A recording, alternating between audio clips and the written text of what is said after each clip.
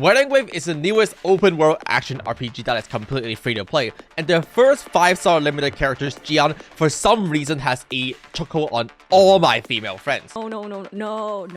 But anyway, today I want to showcase what else this character is capable of doing, so I'll be giving you a complete breakdown of his kit, as well as some tips and tricks and guide on how to build him and how to play him. Please note that very importantly is that this video is recorded on the test server build, so it might not completely reflect the live build. But more importantly is that if you have not yet downloaded Wuthering Waves, you can check it out using the link in the description. There will be a redemption code that you can use to get some extra free gift in the game. And with that being said, let's start with the 20-second showcase.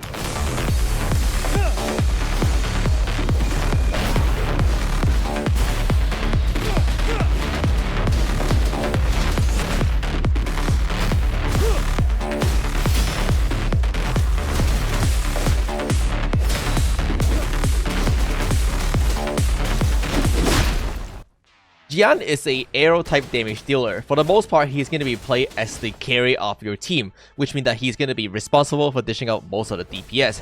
He's an absolute monster at doing AoE damage thanks to how his ult continuously group every single enemy in its way, but also continuously do massive AoE damage.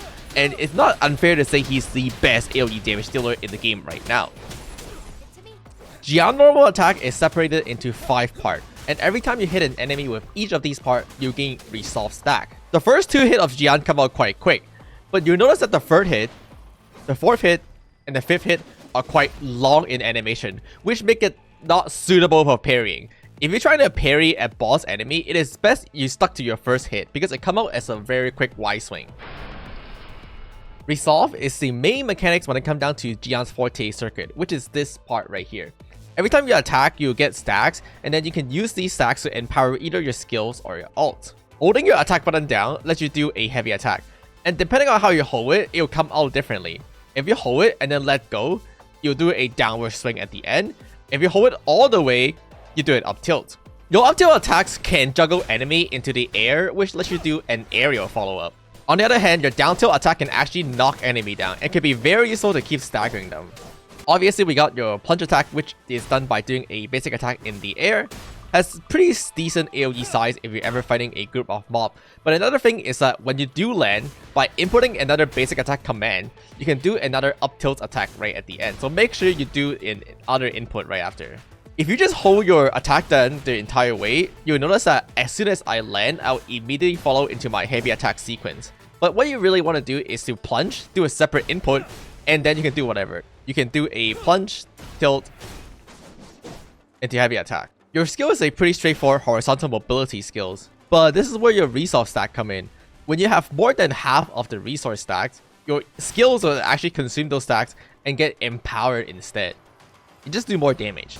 If an enemy is ever doing a parryable attack far away from you, using your skills to gap close and immediately attack into it could be a very good idea. You can also use your skill as a aerial mobility skill, and if you use it immediately after your juggle skill, you can actually follow them in the air. But your skill is extremely useful outside of just using it as a mobility skill, because you can use it to cancel off your other attack. So I can start a heavy attack combo, immediately interrupt it with my skills. And if you're ever in a pinch where you don't want to get stuck in an animation, it could be a very useful thing to do. Okay, now let's talk about his ult. His ult allows him to enter this dragon form, where every time you attack, it will additionally summon a dragon around him to attack. Note that it replaces all of his basic attack and heavy attack into this dragon attack, so you can just spam your button. His ult has really good grouping capability. It's able to continuously group and stagger anything around it, making him a very solid AoE option. When it comes to his ults, the most important thing is that make sure you have at least a bar of forte circuit before you cast it, because then it will let you do this very high damage punch attack. Note that you're able to use your skill during your ult as well for horizontal mobility, and your skill in this case is automatically in power. Because his ult has insanely long and lag animation, this is actually a perfect opportunity for you to abuse swap cancelling. If you don't know what that is, it's an advanced technique that lets you animation cancel and do double damage in Wuthering Wave, which I have a separate video I covered about it. The final thing to talk about is Jiyan Outro, which as a reminder, you can only trigger with full Concerto energy. The next character that switch in will get this yellow ring around him, denoting that he is now buffed by Jiyan, and when you cast your next 2 heavy attack, Jiyan will actually toss a spear down to help him. This lasts 8 seconds and it only happens 2 times, so make sure you do 2 heavy attack on the next character you switch in. But above everything, there's a secret ability that I still have to cover. Your Echo. In Wuthering Wave, when you equip a Echo onto your main slot, not only it counts as your gear, but it also gives you a unique ability. And here are some unique recommendations that I would suggest putting on your Jiyan. The Berlingo Echo is rather slow, but it does provide really big damage. The most important part of using this Echo is that it will provide you with a massive damage buff after you use it, which include arrow damage bonus as well as heavy attack bonus, which is perfect for using right before you pop your ult on Jiyan. If you're not a big fan of the long animation, the free cost Hu Sheath is a perfect one to use since it's come out extremely quick, also doing really respectable arrow damage. My favorite one to use though is probably the Heron because it provides even more mobility and you can follow it up with a plunge attack, but also more importantly it comes with a counter attack. The Heron provides you a special counter ability that will counter enemy special attack and you can knock them back into the ground. That's why it is one of my favorites. For the rest of the Echo set as well as weapon, here are my recommendations.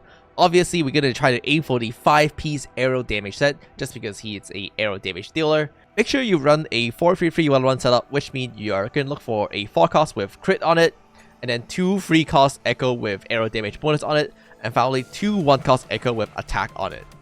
For your 5 substat, the 5 substat that I recommend to aim for are going to be like crit rate and crit damage for highest priorities, followed by attack percent, followed by either heavy attack damage bonus or energy regen. Now, if you're just starting the game out, you might not be able to find 5 arrow pieces that have good stat on them. So in that case, you can go for 2 arrow pieces and then you can go for 2 lingering tune pieces. Keep in mind that in order to trigger the set effect, you have to have unique pieces equipped. They cannot be the same piece.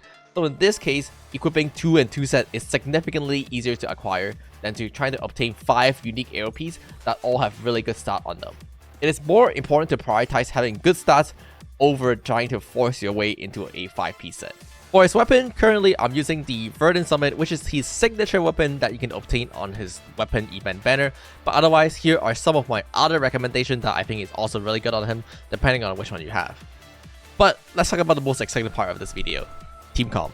Mortify is one of the best teammate for Jiyan, just because he's very quick to rotate, but most importantly is that he interacts with heavy attack extremely well, which is what Jiyan used. Mortify ult is able to do off-field damage while your on-field character perform either basic attack or heavy attack, which Jiyan performed a lot of. But most importantly, Mortify not only built outro extremely quick, but his outro also additionally buff heavy attack damage, making him basically the premier Jiyan support. On the other hand, Yang is really good because she rotates really fast, and you can proc the 2 heavy attack required for Jiyan outro extremely easily. The biggest advantage to Yang though is that her outro restore energy for Jiyan, which he really needs because he's very energy hungry. Auto is also not a bad choice just because he rotates kind of quick, but more importantly is that his outro provides universal arrow damage increase bonus for Jiyan, which can buff his entire kit. And finally, of course, we got the most OP support in the entire game, Verena. Not a lot I have to say about this one. Verena is just really easy to use. She also heals. She's just really nice to have. One of the greatest things about Wuthering Wave is that you can mix and match your team however you want.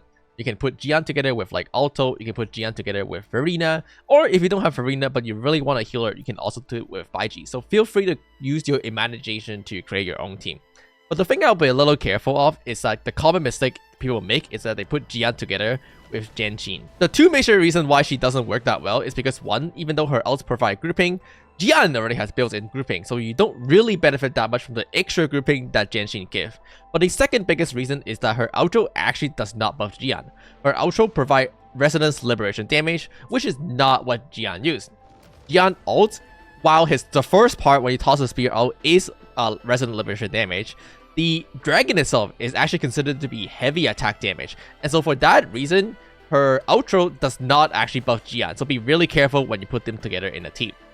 If you really like Jiyan, then I think he is going to be a pretty solid role, but do know that he is not exactly what I like to call top of the meta, just because in my experience his single target damage is kind of lacking a little bit, since his main strength is going to be focused on AoE, and when it comes down to doing endgame fight like tower or hologram, you mostly focus on boss fight where he just Pretty good, but not really the best. But overall, I think this character is pretty solid. If you really like his aesthetic, if you think he's hot because, you know, you're a female player, then yeah, just go for it, pull for him. He is going to be fine. He is going to be really good in clearing content, but very, very strong in AoE content.